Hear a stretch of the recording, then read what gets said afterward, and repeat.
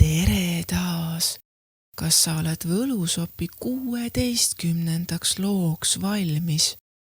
Säti end mugavalt sisse, sest siit see tuleb. Kui sind ei valita. Võlusopis oli täna imelik päev, mitte halb, lihtsalt natuke viltu. Sellised päevad ei hüüa ette, nad lihtsalt tulevad. Päike paistis küll, aga nagu külje pealt. Tuul puhus aga ainult ühte varrukasse. Ja suure tamme all seisis pink, kuhu keegi ei istunud. Lumi märkas seda pinki. Ta kõndis mööda lagendikku ja nägi, kuidas Runo, Siira ja teised lapsed midagi väga põnevat arutasid. Nad lehvitasid Lumile ja Lumi läks ja istus pingile. Runo oli juba enne päikese tõusu üles tõusnud ja paberile joonistanud keerulise skeemi. Seal olid nooled, ringid, tähed ja üks eriti tähtis ristike. Olgu, ütles ta ja lükkas prille nina juurele. See on mäng, aga mitte tavaline mäng. See on koordineeritud liikumise, tähelepanu ja koostöö katse. Ehk siis, küsis Siira. Jooksmine, vastas Runo. Jaa, hüppas Siira. Mina olen kohe ees. Kas porgandid loevad ka punktideks? Ei, ütles Runo. Aga kui ma jooksen porgand suus? Ikka ei. Aga kui porgand jookseb minuga? Siira. Jaa küll, ohkas ta. Aga ma protestin sisemiselt. Lapsed kogunesid. Keegi tõi kive, keegi keppe, keegi porgandeid, kuigi keegi ei mäletanud, miks. Lumi vaatas, kuidas rolle jagati. Sina oled juht, sina loed punkte, sina oled kiire jooksja, sina oled strateeg. Sõnad lendasid nagu pallid ja Lumi ei saanud ühtegi. Ta ootas. Ta tõusis pingilt püsti ja astus sammu lähemale. Keegi hüüdis. Alustame! Ja kõik jooksid. Lumi jäi seisma.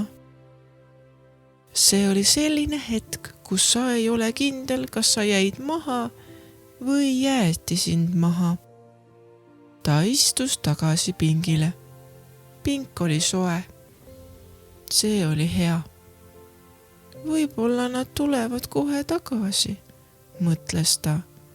Või küsivad. Aga mäng läks aina suuremaks, valjemaks, kiiremaks. Lumi kõlgutas jalgu. Huvitav, kui kaua saab inimene olla nähtamatu enne, kui ta hakkab ennast väiksemaks mõtlema. Ta vaatas oma käsi. Need olid samad käed. Midagi ei olnud kadunud. Aga tunne, see oli nagu keegi oleks tema kõrvale tühja koha jätnud. Mäng läks aina valjemaks. Stopp! See oli reeglite vastane, karjus Runo. Aga see oli loogiline, karjus keegi vastu.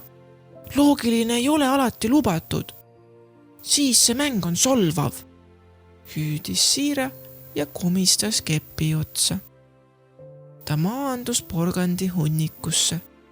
Hea uudis, teatas ta maast. Porgandid jäid terveks, mina võib-olla mitte. Kõik naersid. Lumi ohkas.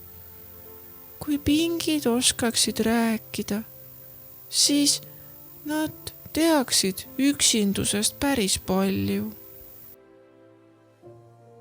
Tõsi, kostis hääl ülevalt. Frederik maandus Lumi kõrvale. ilus sinine liblikas.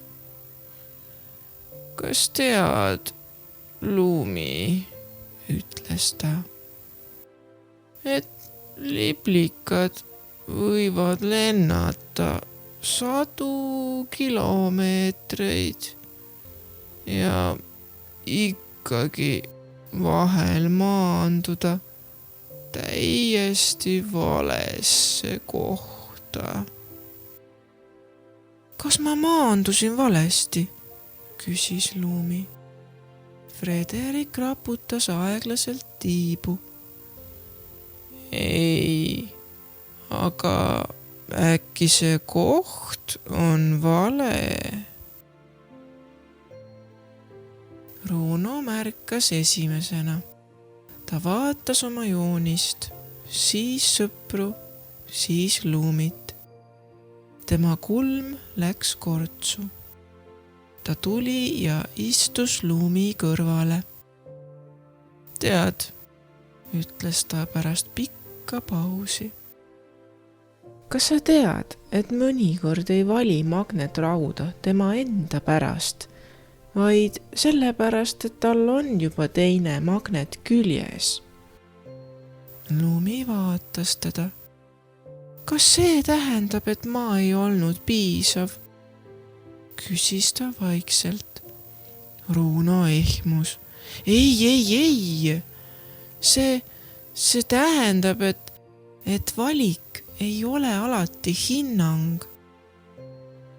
Miks sa siin oled? Lumi kehitas õlgu. Pink oli vaba.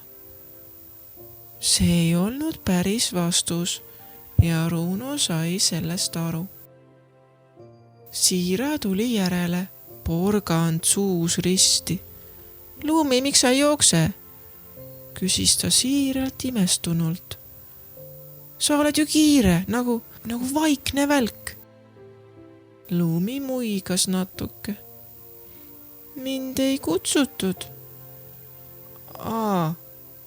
See oli juhus. Ma arvasin, et sa, tegelikult ma ei märganud. Kui mind ei valita, ütles ta rahulikult, siis ma vahel jään seisma, aga see ei tähenda, et ma ei tahaks kaasa. See oli nii tark lause, et isegi tuul jäi korraks kuulama. Frederik väristas oma tiibu. Tema tiivad olid täna sügavsinised, nagu taevas enne vihma. Ta vaatas Lumit, siis teisi lapsi.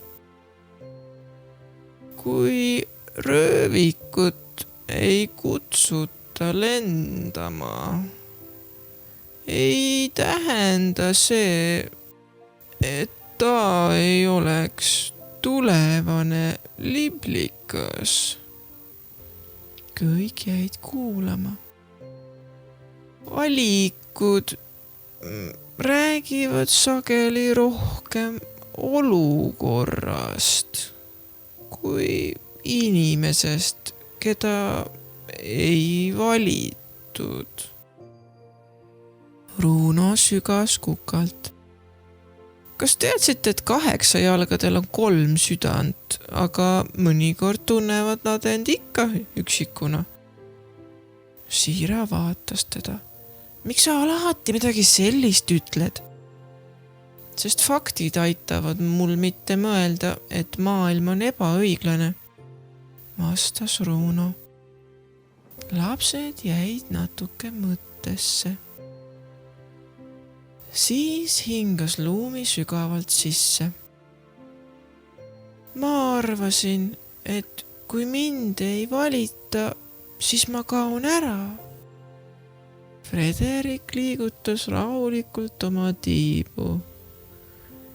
Ei, sa ei kao. Sul on oma koht. Isegi siis, kui keegi sind ei vali. Ja siis juhtus midagi naljakat. Kui kõik 3 last pingil istusid, murdus üks jalg krõks ja pink vajus viltu. Kõik kukkusid hunnikusse. Porgandid veeresid, Runo prillid lendasid. Siira naeris nii, et ei saanud enam püsti.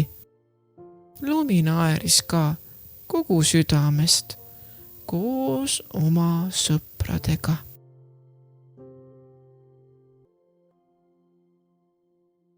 Ja nii said Võlusopi lapsed aru, et vahel ei tee haiget see, kui mäng algab ilma sinuta. Haiget teeb see, kui keegi sind ei märka. Mõnikord on sinu koht seal, kus sind ei pea valima, sest sind oodatakse just sellisena, nagu sa oled. Vot nii.